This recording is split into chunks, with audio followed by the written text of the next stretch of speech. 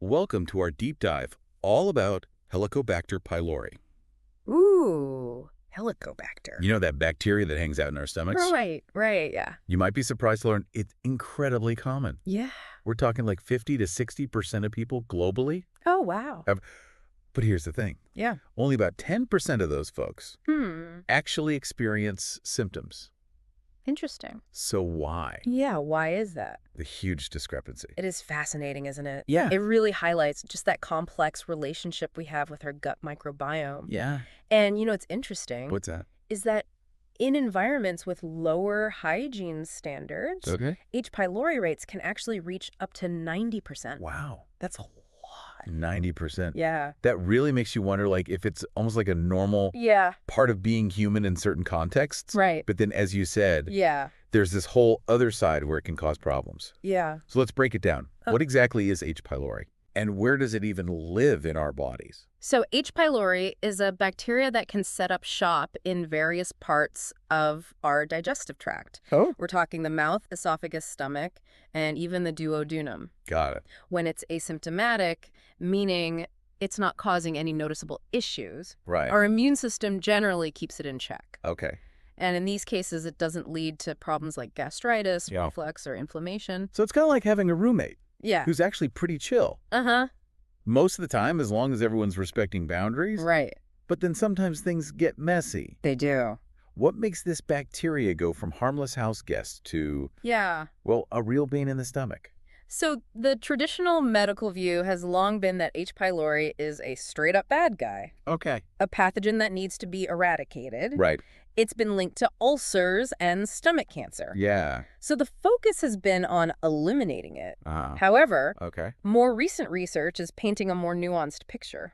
Interesting. There's growing evidence that H. pylori Yeah. might actually have some benefits as what we call a commensal microorganism. Commensal? Yeah. Meaning it could actually be helping us out Right. in some ways. Potentially, yeah. That's a pretty big shift from the enemy perspective. It is. What's the thinking Yeah, what's the thinking? behind this new understanding? Well, we're learning that the gut microbiome is far more complex Uh-huh. than we initially thought. Okay. It's not just a case of good bacteria versus bad bacteria. Right. It's more about balance Yeah. and understanding the intricate roles these microorganisms play Okay. in our overall health. So it's not about waging war on every microbe in sight. Right?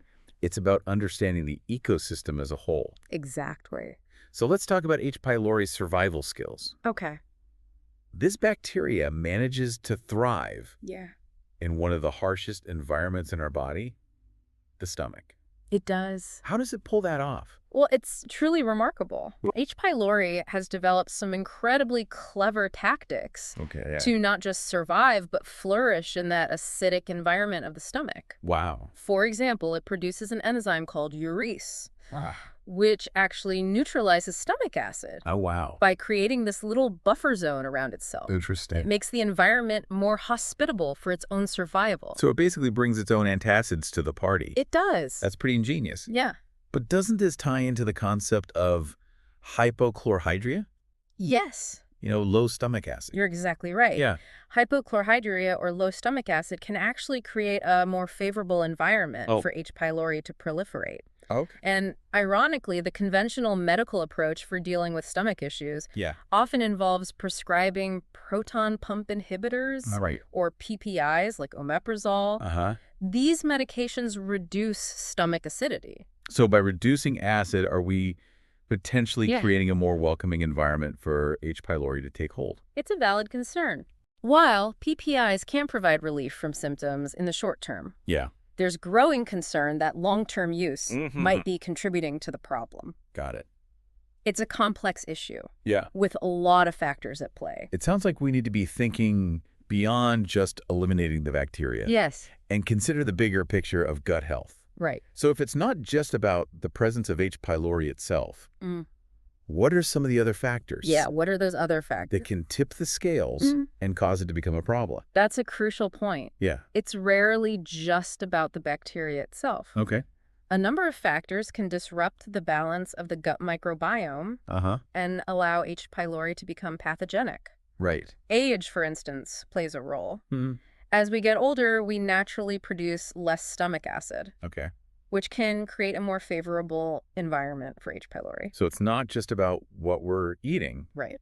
but also about the natural Yeah. changes our bodies go through over time. Yeah. What are some of the other culprits? Well, stress is a major player. Oh, yeah. When we're chronically stressed, our bodies divert resources away from digestion, Okay. including stomach acid production. Uh, This can disrupt the delicate balance of the gut got it. and allow H. pylori to flourish. Yeah. And then there are lifestyle factors, Yeah. things like smoking excessive alcohol consumption Okay. and the regular use of NSAIDs, those over-the-counter pain relievers like ibuprofen. Right. These can all irritate the stomach lining Yeah. and contribute to an imbalance. It's fascinating how interconnected everything is. It is. Our mental state, Yeah. our lifestyle choices, Nah. and the health of our gut. Absolutely. It's not just about what we put in our mouths, Right. but how we live our lives as a whole. Exactly. And then, of course, there's diet. Okay. A diet low in antioxidants and prebiotic fiber can further disrupt the gut environment Got it. and create conditions where H. pylori can thrive. It's really about understanding the intricate web of factors Yeah. that contribute to gut health. So we've got age, stress, lifestyle choices, and diet all playing a role. Right.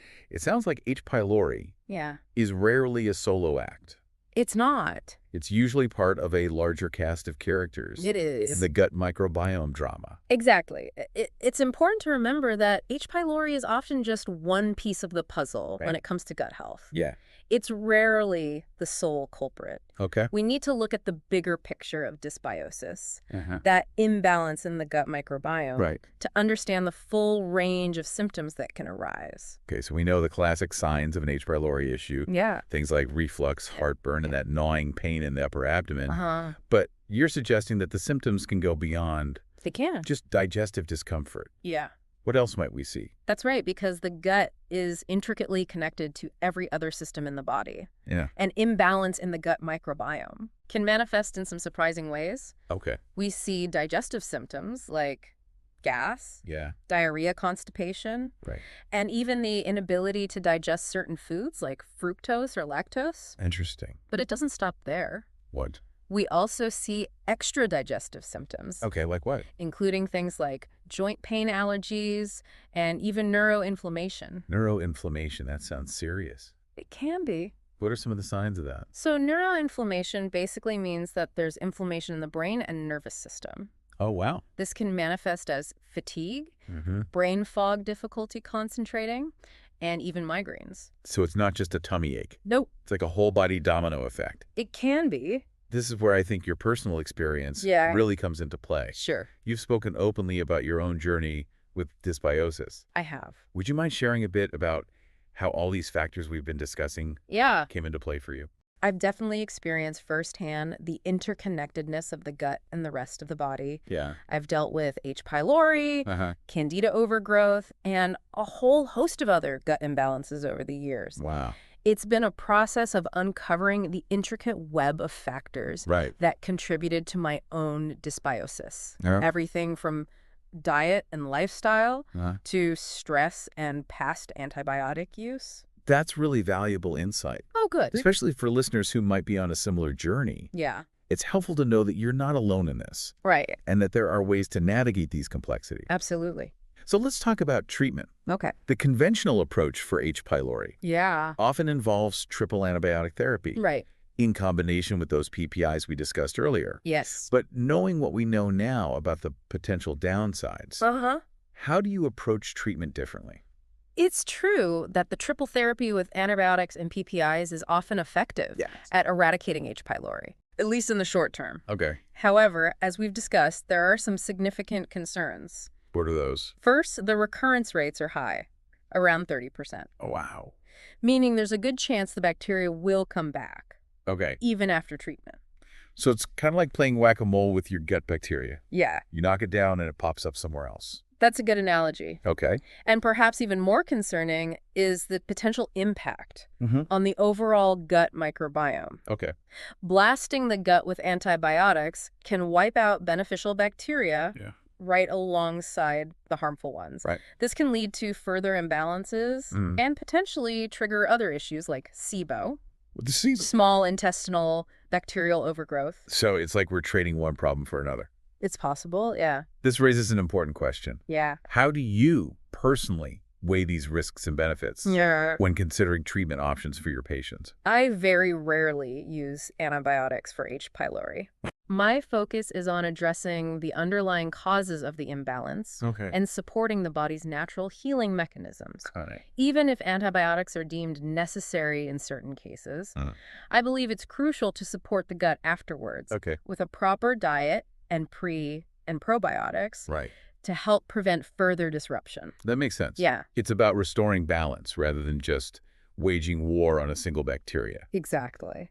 So let's dive into your holistic approach. Okay. What are the key pillars of managing H. pylori Sure. without resorting to antibiotics? My approach centers around three main pillars. Okay. Soothing the inflamed mucosa, Okay. balancing stomach pH, and implementing dietary changes. Got it. Let's start with soothing the mucosa. Okay. The mucosa is that delicate lining of the stomach Right. that protects it from the harsh acidic environment. Yeah. When it's inflamed, it can't do its job properly. Right. And that's when we start to experience those uncomfortable symptoms. So it's like giving the stomach lining a little TLC. Exactly. We want to reduce inflammation and provide the mucosa with the tools it needs to heal. Okay. How do we do that? I find substances like aloe vera gel to be very effective for this. Yeah. It's soothing, cooling, and it helps reduce inflammation. Okay. Another great option is lion's mane mushroom, taken in capsule form. Got it. It has potent anti-inflammatory properties Okay. and can help protect the stomach lining from damage. And then there's deglycerinated licorice root. Yes, Deglyceri. I know it's a mouthful. Say that 3 times fast. Right. What exactly is that? What does it do?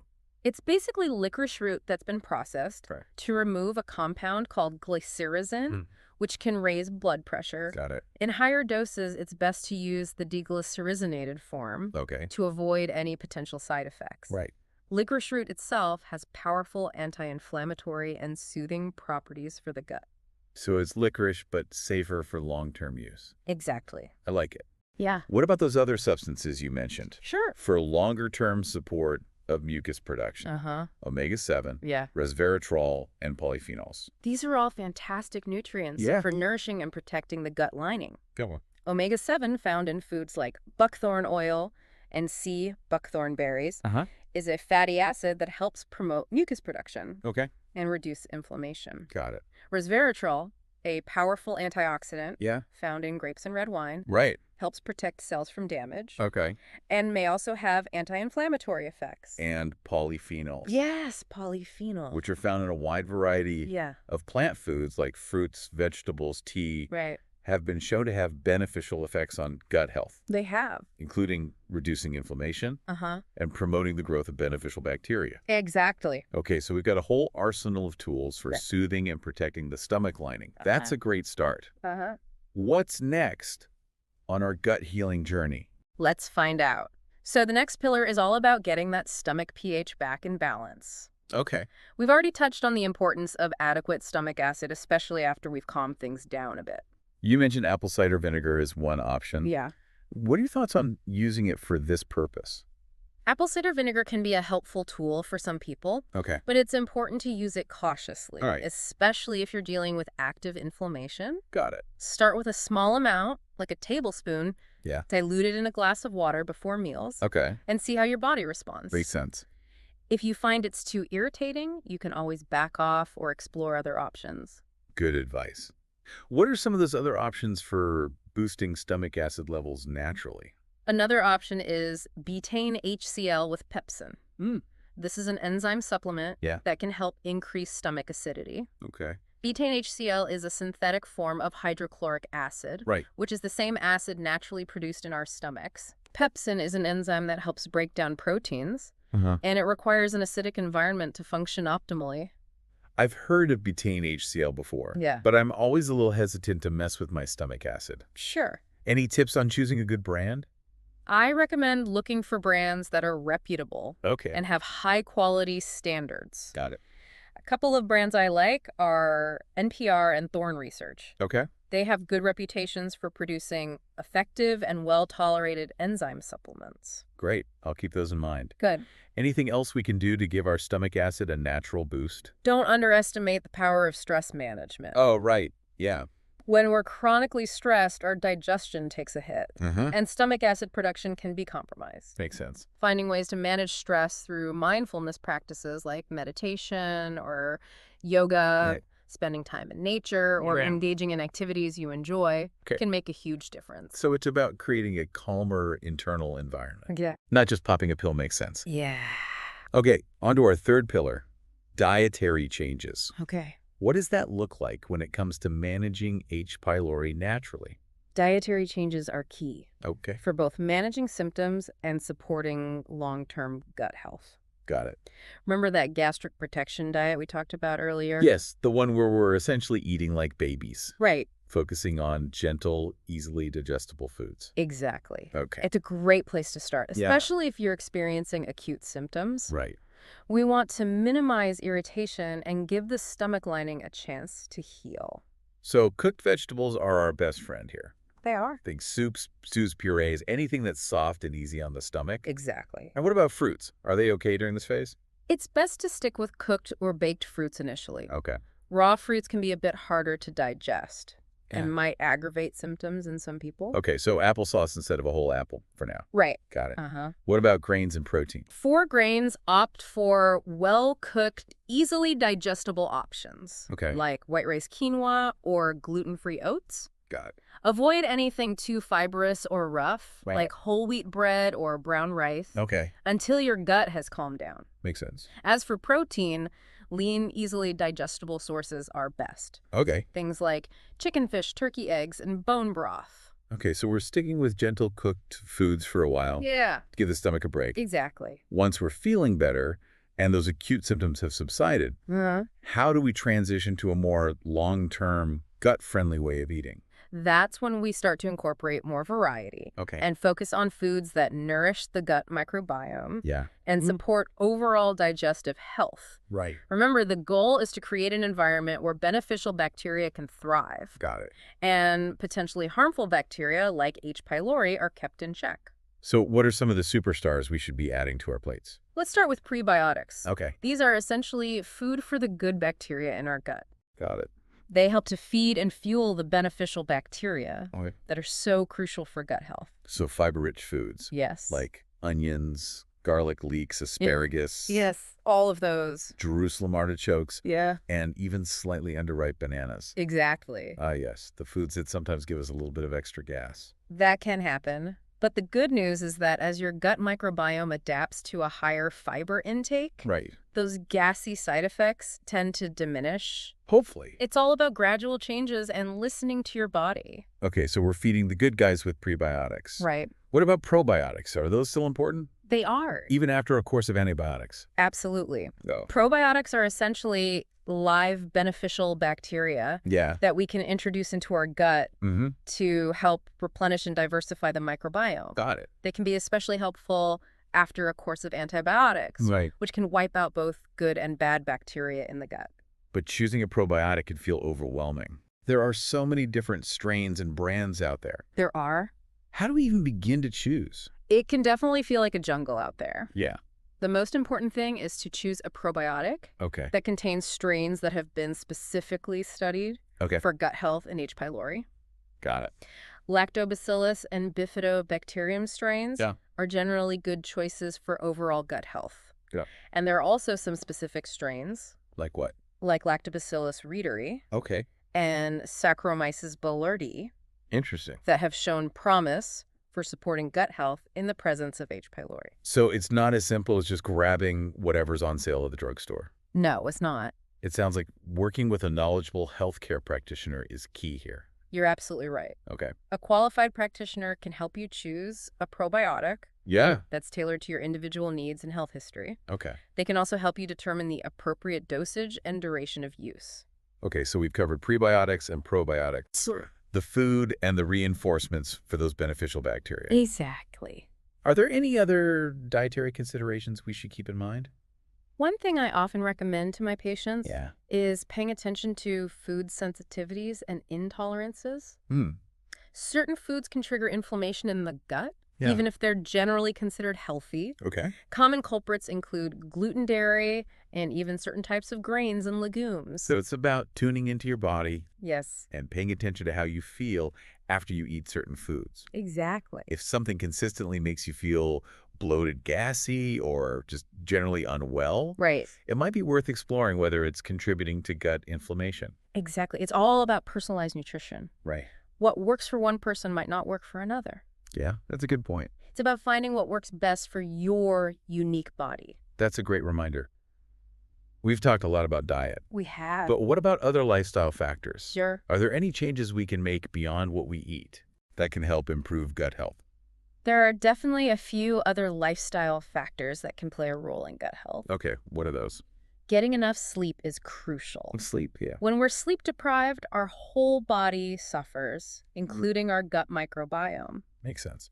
Regular exercise is also beneficial. Okay. It promotes blood flow to the digestive tract Mm-hmm. and helps regulate bowel movements, Right. which are important for overall gut health. Okay. And as we talked about earlier, managing stress is key. Right. Chronic stress can wreak havoc on the gut. Yeah. So finding healthy ways to manage stress Uh-huh. through mindfulness practices, Right, yeah. spending time in nature, Yeah. or doing things you enjoy, Makes sense. it make a world of difference. It's amazing how interconnected everything is. It is. Our sleep, our movement, Yeah. our mental state, Uh-huh.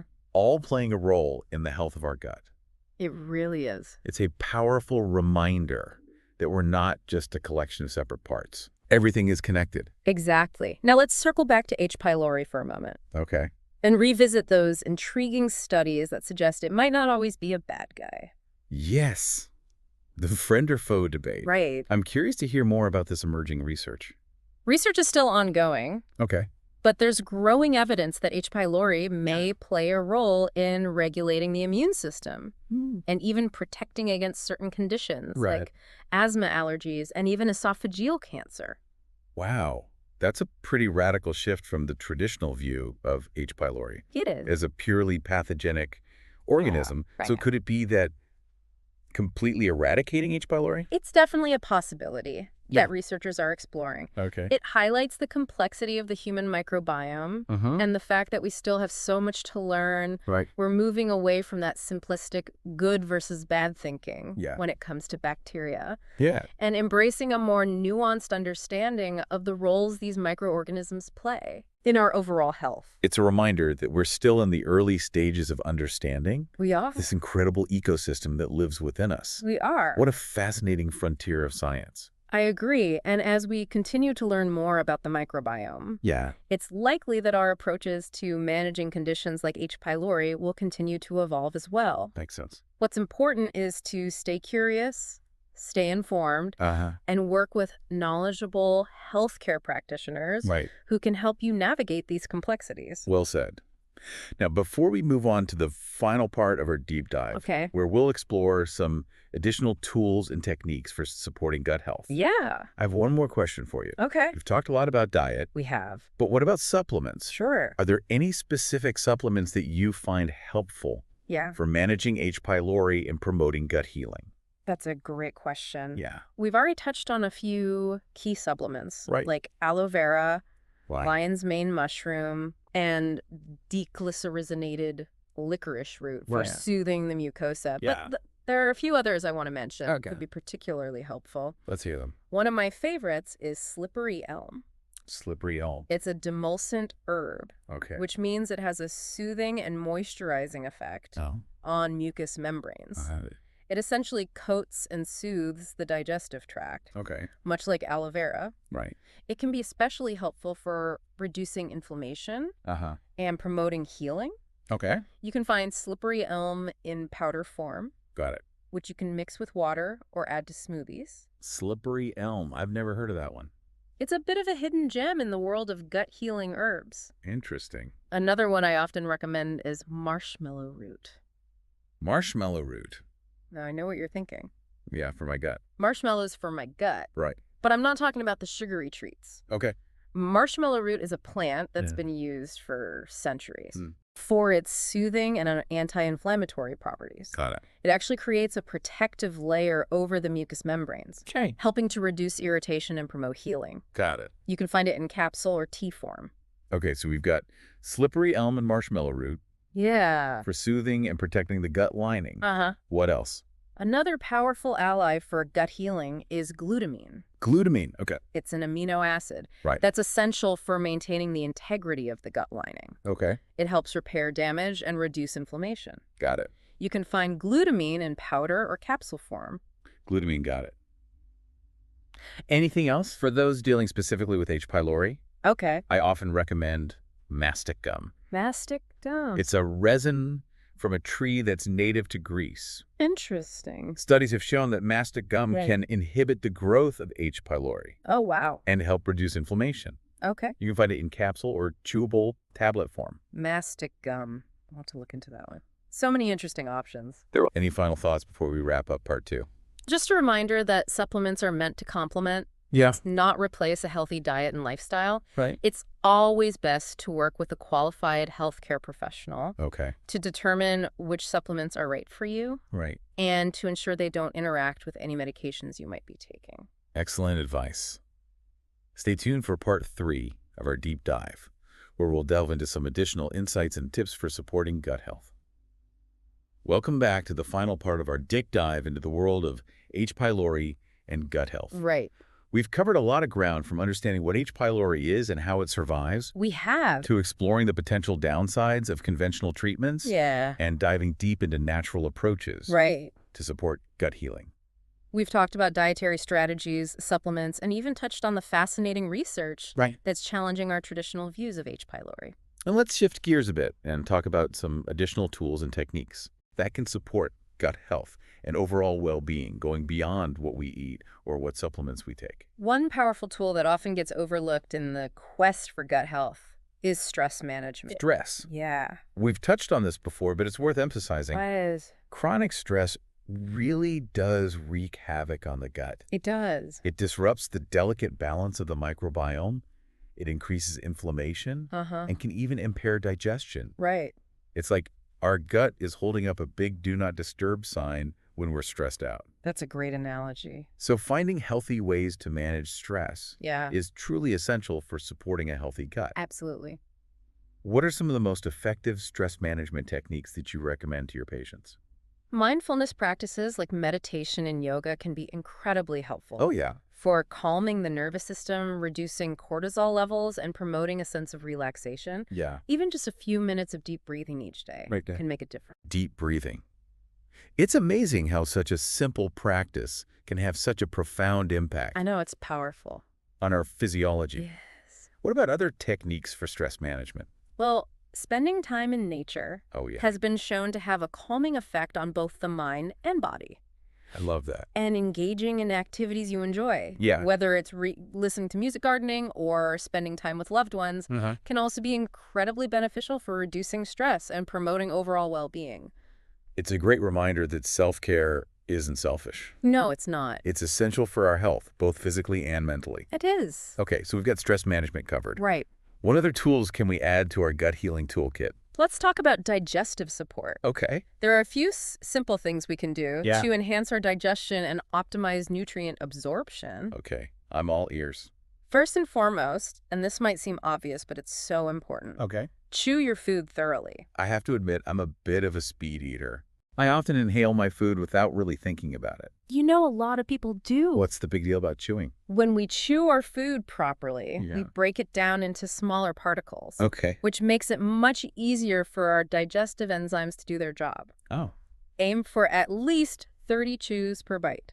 30. That seems like a lot. It might seem like a lot at first, Yeah. but you'd be surprised how quickly you adapt. Okay. And you'll probably find that you enjoy your food more Hmm. when you take the time to really savor each bite. Okay. I'm willing to give it a try. Okay. Chewing check. What else can we do to support healthy digestion? Another helpful tip is to eat mindfully. Okay. This means paying attention to your food, Right. savoring the flavors, and eating without distractions. So no TV, No phone. Exactly. Just me and my food. You got it. Turn off the TV, put away your phone, Yeah. and create a calm and enjoyable eating environment. So it's about being present with our food Yep. rather than mindlessly shoveling it in while scrolling through social media. That's right. Mindful eating allows your body to fully digest and absorb nutrients, Yeah. and it can also help you tune into your body's hunger and fullness cues, Right. which can be beneficial for managing weight and overall health. Mindful eating. Got it. Okay. Any other digestive tips? I also recommend incorporating digestive bitters into your routine. Digestive bitters. What are those? Digestive bitters are herbal preparations that contain bitter compounds, Okay. which actually help to stimulate digestive juices. Oh. They increase the production of saliva, stomach acid, bile, and enzymes, Wow. all of which are essential for healthy digestion. So they give our digestive system a little kickstart. Exactly. Yeah. You can find digestive bitters in tincture or capsule form. Okay. Typically, you would take them before meals to help prepare your body for digestion. Interesting. I'll have to look into those. Good. So we've covered stress management, digestive support, Mm-hmm. and a whole host of other strategies for promoting gut health. Okay. What are some of the key takeaways you hope listeners will glean from this deep dive? I think the most important takeaway is that gut health is a journey, not a destination. That's a good one. It's about making gradual changes, experimenting, and finding what works best for your unique body. Right. It's also about remembering that the gut is interconnected with every other system in the body. Yeah. So taking care of your gut is truly an act of self-care. It's a holistic approach to health and well-being, Absolutely. recognizing that our physical, mental, and emotional states are all intertwined. They are. And I would add that it's important to be patient with yourself. Oh, yeah. Good point. Healing takes time. Right. Don't get discouraged if you don't see results overnight. Yeah. Just keep making small, consistent changes and trust the process. That's such an important reminder to be kind to ourselves and embrace the journey. It is. And don't be afraid to reach out for support along the way. Right. A qualified healthcare practitioner can be an invaluable resource on this gut healing adventure. I completely agree. Finding a practitioner who understands the interconnectedness of gut health Right. and is willing to work with you to create a personalized plan is key. Well, we've reached the end of our deep dive into the fascinating world of H. pylori and gut health. We have. We hope you've gained some valuable insights Yeah, and feel empowered to take control of your own gut health journey. absolutely. Remember, a healthy gut is a happy gut, It is. and a happy gut is a happy you. That's the truth. Thanks for joining us on this deep dive. We'll see you next time on The Deep Dive.